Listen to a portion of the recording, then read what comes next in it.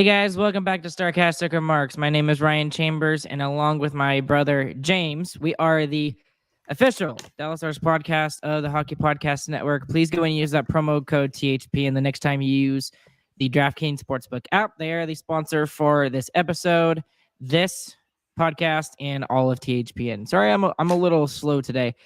Stars win by a final score of 5-1 over the Philadelphia Flyers today. Chris is out sick today, so that's where he is. And then Cooper did a fantastic job for filling in for both me and James just on Friday night when I was at a high school playoff football game with the band, and James is working. So anyways, we're back. James and I are. And yeah, we'll have Cooper on again here really soon, although I think he's in the chat over there. But anyways, James, I'm trying to convince him to come on more. But yeah, I'm doing good. A lot better than you are, that's for sure. Yeah. Yeah. For those of you that are watching on YouTube or on Twitch or whatever, I have got a nasty fever blister on the right side of my mouth, and I have strep throat right now. So I love y'all that much that I'm doing a podcast on the internet on Sunday when I probably should be sleeping. But I feel like crap. But nonetheless, I'm here to talk about Stars hockey. So, anyways, James, what are your initial thoughts coming out of tonight's game? I mean, we didn't really clean up the turnovers like we wanted to, but we got the scoring that we needed. And that's kind of how the game went, in my opinion. Yeah, it was kind of a game that, since we are a better team, we took advantage and we won, right? Yeah. That's how it should be. We're a better team and we won. But there was still a lot, and I know it's funny to talk about in a 5-1, win, but there were a lot of mistakes that I personally saw that I was just like, if that's against Vegas or, against Edmonton or, one of these other teams that are more high-profile offense. This definitely should have been a lot closer game than it was. Yes, I 100% agreed. So, anyways, oh, shoot, hold on one second. I left my notes over there on the table over there. I'll grab it. How dare you? I know, but I'll go ahead and start off with the fun thing. Blumel is in the lineup again for the second game in a row with Garionov being hurt day to day. He gets his first official goal today from Sagan and Lindell. Sagan gets his 8th assist. Essa would end the day with 1 goal and 2 assists. But early on, 2.5 minutes into the first period, it's 1-0 Dallas. James, what did you think of that first goal overall? I mean, the Flyers defense just kind of lost him there for a second. But yeah, he gets a good pass from Sagan, gets into the slot, makes a pretty sick move, honestly. And it's a first goal for the Stars lead. And it right after Blumel scores, it's a really long shift in the D zone. And then it looks like the Stars go up 2-0 off of a Sagan tip and a Miller shot, but it was very clearly offside. So unfortunately, it stays 1-0. Dellandrea keeps getting planted. I wrote this down. The dude seems to be like a hit magnet for other teams. I mean, this is something that I've talked about too. When we play against the Jets, I talk about this. He's not very big, and his style is he plays very physical. So against these teams where their goal is to play more physical, he's going to get plastered all game long. Right. And shots were about equal, about 10 minutes into the period. I didn't have a lot to write about in this first period. Miro was some good defensive plays. There was a couple of turnovers by Dallas that, most teams probably would have gotten higher quality chances off of, but it's Philadelphia, so they're okay on that. Konechny would take a hooking penalty. Dallas would take their first power play. Philadelphia would kill it off. There were a lot of redirected shots by Philadelphia in that first period. And then about 4 minutes remaining in the first, Henson Pavelski just, I don't know what it is. It's like they share one brain, and they had about 2 chances there where they could have put it in the back of the net. And Sandstrom had a really good save on that second one in particular. Yeah, and it's that whole line that has one brain. Yeah, so. Really. I guess you could say that, yeah. But after that, Essa Lindell would score from the point from a shot that Sandstrom just couldn't see. You can't really blame him for it. It was just a little floater. And he gets his second goal of the season. Yep. Not much to say about that goal, right? Yeah, Lindell just uses the forward as a screen like defensemen often do when they're taking shots from the point. they use the forward or the defender as a screen, and he gets a good shot on it, goes into the corner of the net. Goaltender never really saw it. At the end of the first period, the most noticeable stat for me and most noticeable stat for Lauren and Brent was, in fact, that the faceoff percentage was 71-29 in favor of the Dallas Stars in this game. So that was like, I mean, that tells you right there that the Stars controlled a lot of the start of the plays, I guess I should say.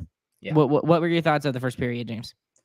I was sad because I didn't get to watch the Blue Mold goal live because I was still coming home from church. So that was sad, but so I kind of missed most of the first, but yeah, I mean, it really the play should have been a lot more even than it was, but since it is the Flyers and normally they kind of scrap for their goals, the chances that they were getting weren't really good chances for them because they weren't getting a lot of pressure in the zone all at once, if that makes any sense. No, it's fair. So going into the second, the Flyers would immediately score in the first minute, and it was Travis Konechny, who is a great player. I mean, he's fantastic. I wish I had him on the Stars. But it was a great, beautiful passing play from all three of those forwards, the top forwards for Philadelphia, and it makes it 2-1, and they cut the lead in half there. What do you think of that play overall, James? Well, it's very dangerous because we're starting a trend now in the last game and this game now. We're letting up 4 goals in the first minute, 3 seconds of periods. That's very, very bad trend to get on. I know our listeners know that I always say that the first minute and last minute of every period is so important, and it really is. And when you're giving up these goals, you can really pay for it. Luckily in this game we didn't, and we were able to turn it around. But if you're playing a better team, you're not going to get away with that. You're going to fall behind very quickly. And thank goodness it didn't, because Otter really stood his ground tonight. They didn't really say his name a lot today, which is normally kind of weird. But he went back to what he was doing at the beginning of the season, which was he didn't look like he was making spectacular saves, but he just made all of the saves. So it didn't matter. It didn't really matter what was thrown his way. He was just making them. He's still a little bit less confident than we saw him in the first 6 games, I'd say. But it's still, he had a great night in comparison. That's kind of how I felt. Like he made some good saves, right? But they weren't I guess spectacular. They weren't the playoff series against they weren't highlight reel saves, right? Exactly. Yeah. He was just very good and very solid. And I just thought it was weird that they just didn't say his name a ton today. But I guess that's a good thing if you look at it in that way too. It can be. So, immediately after that goal, though, by Konechny, Seguin would take a penalty for interference. It was a stupid call. Both of Seguin's penalties today were stupid calls, in my opinion. There were 3 calls against us tonight where hitting is just a penalty now. So. Yeah, you did put that in our little group chat. That's the only thing I texted in our group chat all day is that hitting is a penalty. Yep. Dallas would kill that penalty. Shots are 17-12 after that penalty. There were about 5 or 6 shots on that power play, and that was probably the turning point for the Dallas Stars at that point, because Philadelphia comes out really strong in the second period. They score a goal, they get a power play immediately, and the Stars are able to bend but not break, as a lot of people say. And that really was that was what turned it, the second period, from us being in big trouble to we got it back under control. We're back like we were in the first period. Was that penalty kill? I mean, and I think that's, to me, what was so frustrating about the last 2 games is that there was we had 1 power play in the last 2 games. So this game we got 3 and we scored on 2 of them. So, I mean, those special teams is a huge momentum shift, and in this game it helped us tremendously. Right after that power play, Pavelski would have a chance. He would shoot high. The top line would draw a call. Dallas gets a power play. And this kind of frustrated me, and I think it frustrated a lot of Stars fans at this point right here. Robo's getting shoved around in the Philadelphia crease when he didn't really antagonize anything. He didn't do And anything. and there wasn't much response from Dallas in that particular instance. And I mean, if there's anything to be frustrated about in the first 40 minutes of the game, that's probably the most frustrating for me, is that you've got your star player, your best player, arguably. Your let me say this: Miro's our best player. Our best offensive weapon is getting shoved around and pushed around, and there wasn't much pushback from any of the other stars that are on the ice. I'd like to see somebody get in there and kind of shove somebody around and get off our best player. I would too, but I mean, you're talking about the forwards that are on the line with him. You have Hintz, which you're not really expecting to do that, and then you have Joe Pavelski, who's never going to do that, and then the defensemen that are normally on that pairing is Heiskanen and Miller, and you're definitely not seeing that from Heiskanen. I hope you're not. And Miller's done it, like slashed someone once this season and got a penalty for it. So like no one on that on what we would consider like our top like full 5 players, none of those guys are retaliating to that. Going on in the second period, the Stars off of that power play, they would score. Pavelski would get a tip from Miro. Big surprise. You know, we never say that on this podcast ever. It's a power play goal, and Dallas makes it 3-1. What do you think of the play? Pavelski doing Pavelski things, I think, is what someone said that. I don't know if that was you or Stars Twitter or the Stars Twitter account, but someone said that. Pavelski doing Pavelski things and Miro doing John Klingberg things. Go figure. Dallas would have a 2-on-1. Ben would get a shot, and he looked good again today. Not as dominant as he's been in the past couple of games, but still very good. Yeah, I mean, we don't expect that from him either, though. No, so we don't. But what he did in the last 4 games was absolutely spectacular. But that's not going to happen all season. He was still really good today, though, and he had offensive chances too. Mm-hmm. Dallas would start chasing the puck again, and Kiwi takes a penalty that was a legit penalty, and in my opinion, it was a good penalty to take. And it was all off of a Foxa turnover at the ozone blue line. So it's turnovers like you were talking about earlier, James. Yeah, and I think that penalty was a little embellished. I mean, the dude like flat laid out after he did it, but you know, it was a penalty.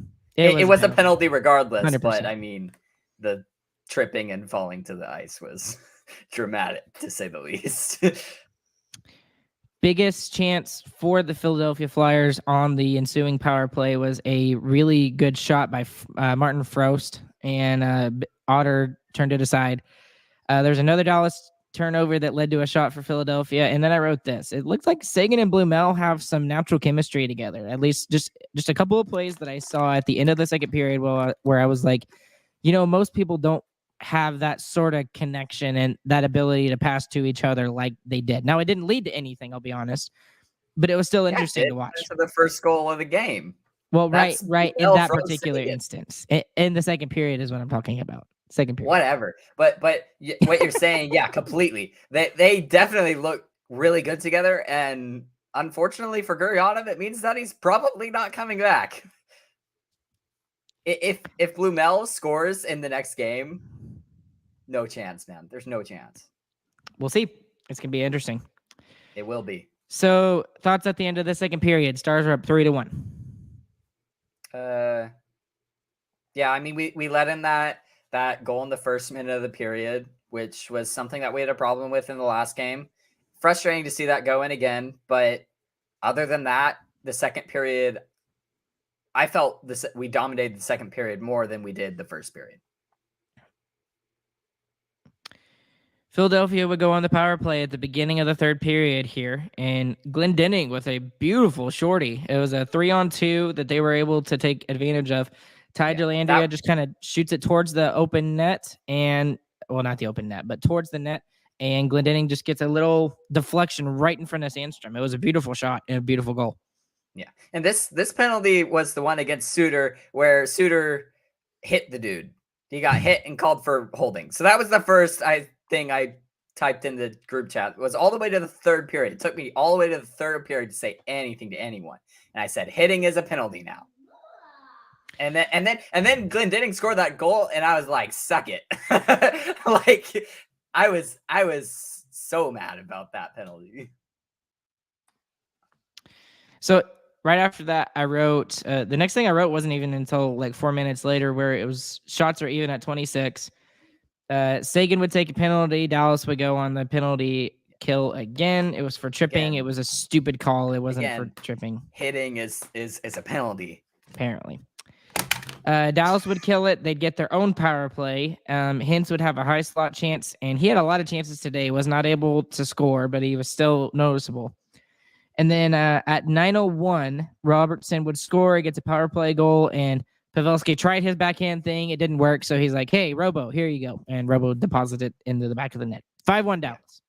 Yeah, that's just crashing the net from Robo. That he knows he's supposed to do that when Pavelski's in tight like that, so he gets rewarded for it.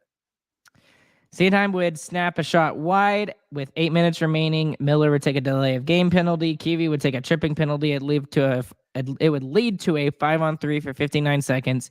Dallas would kill both, and they would win 5-1. So, any other thoughts about the third period in particular? Not really. Just besides hitting is a penalty. Hitting it is a penalty. So, James, what happened in today's game? What actually happened? What happened in today's game is that penalties were called and the Stars are good on special teams. That's what happened. Okay. So the other two games that we played, the Winnipeg game, there were no penalties called. We played bad in that game regardless, but there's no penalties called. We are not able to do what we are best in the league at, and we have no chance in that game. And then in the San Jose game, there are only 3 penalties called, and we only get 1 power play out of it. We never got to get to what we want in that game either. But this game, there's 9 penalties called, and we win 5-1, and 6 of them were still against us. So, like, the Stars are good on special teams. James, are you saying that we should take more penalties in order to win? If we take more penalties and it forces the refs to call penalties on the other team, yes. Yes. We are top 5 in both penalty kill and power play. So, yes, that is what I'm saying. So, you hear that, Dallas? Keep taking penalties. To call other penalties against the other team. Because apparently it works. I guess it does. Because that's funny because you're right. You're absolutely right. The game, the second and third period was all just special teams, and the Stars dominated the second and third period. Honestly, I mean, we got the 2-0 lead in the first, but honestly, that was the most even period out of the 3. And I think that's totally fair to say because of all the turnovers that were in the first period. There were a lot of. I thought there were a lot of turnovers in the game overall from the Stars. There were just way too many. And honestly, if we don't have 2 penalties for hitting, and the 2 at the end of the game, the delay game is a stupid mental mistake from Miller. I mean, it flipped up on his stick a little bit, but I mean, he's got to know to not do that. And then the Kiwi trip in open ice is, again, Kiwi just not being smart. He's not paying attention to where his stick is and trips the dude in open ice. I mean, that's 4 penalties against us there. 2 of them that we shouldn't take normally, that were at the end of the game anyway, and 2 of them that weren't even penalties. So it is what it is. Yeah, right. Exactly. Well, yeah, whatever. Okay. Well, the Stars will continue their road trip out on the East Coast. They'll be playing Tampa on Tuesday and Florida on Thursday. Tampa is starting to pick it up after kind of a slow start for them. And Florida is kind of average, which is very awkward considering they made a big trade and they've got Matthew Tkachuk now. So we'll see how both of those games go. Both of those are 6:00 starts. We'll be back with you on those. But before we close it up tonight, James, I guess this afternoon, biggest winner and biggest loser for you this afternoon? Biggest winner, I'm going to go with Ottinger. I mean, you said it. They didn't really say his name that much, but it's a huge bounce back game from the San Jose game, letting in 5 goals, regardless of if they were totally his fault or not. He let in 1 goal tonight on 38 shots. spectacular. That's what we expect him to do. That's what he was doing at the beginning of the season. He looks good going into Tampa and Florida. We're in a good position to do really good on this road trip. Biggest loser for you tonight, James? Kiwi, I guess. 2 stick infraction penalties. Stop doing that. The hooking and then the tripping at the end of the game. Don't do that. Especially when you're a penalty killer, dude. I mean, he's a good penalty killer too. He's on the first unit for penalty killing. I'm gonna steal Ardell's thunder here. Ardell saying, James, the Lindell stat line is ridiculous. He had his best game of the season today after having his worst of the season versus Winnipeg. He is my biggest winner tonight with a goal and 2 assists.